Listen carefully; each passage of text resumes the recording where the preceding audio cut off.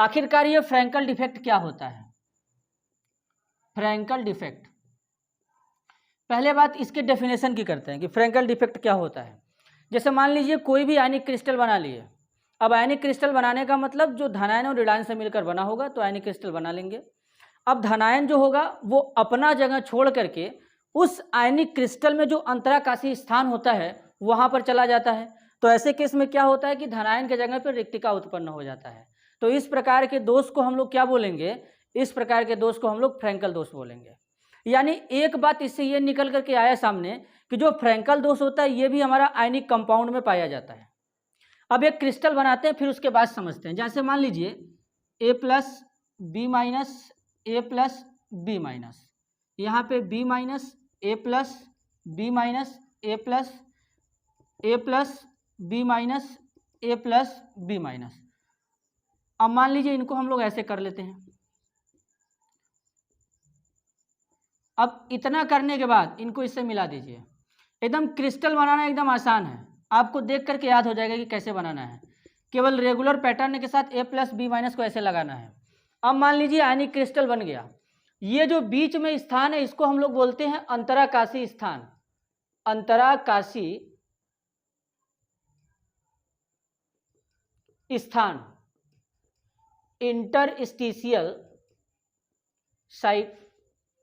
अब देखिए खास बात क्या है, यहां पर ये धनायन दिख रहा है, ये धनायन दिख रहा है। इस धनायन का जो साइज होता है और यहां पर जो खाली जगह है उससे छोटा होता है।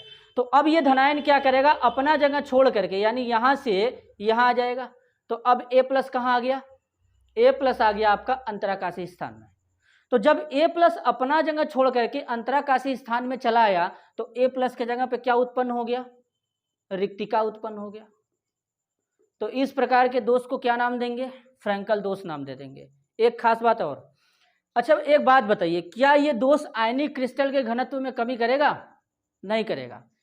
इसलिए नहीं करेगा क्योंकि पहले यहां था, अब यहां से क्या हो गया? यहां चला आया, मतलब यहां से विस्थापित होकर के यहां चला आया, लेकिन गायब नहीं हुआ। तो मतलब क्रिस्टल के घनत्व में कोई भी कमी होने वाला नहीं है। एक बात और, धनायन अपना जगह छोड़ करके यहां पे जा रहा है, मतलब विस्थापित हो रहा है, मतलब यहां से ऐसे विस्थापित हो रहा है। इसलिए इस दोष का दूसरा नाम है डिसलोकेशन दोष या डिस्प्लेसमेंट डिफेक्ट।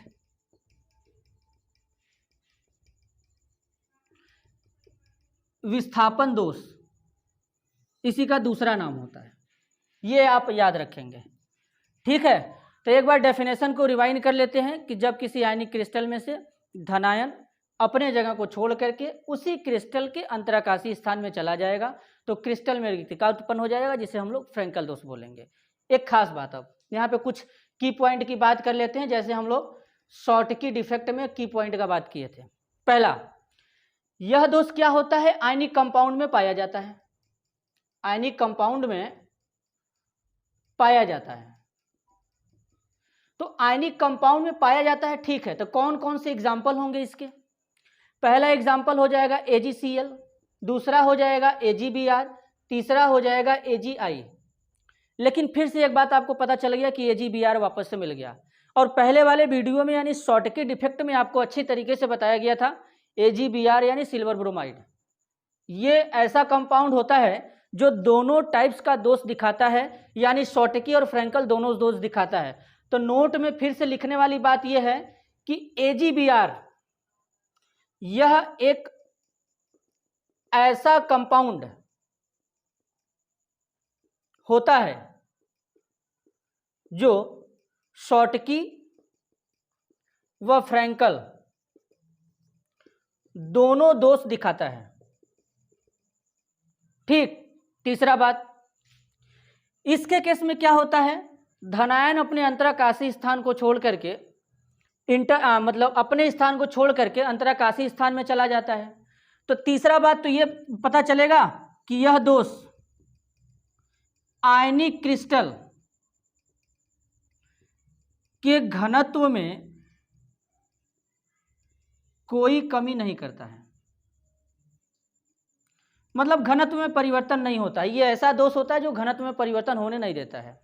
एक बात और, इस दोष का दूसरा नाम होता है विस्थापन दोष, या उसी को डिसलोकेशन या डिस्प्लेसमेंट डिफेक्ट कहते हैं।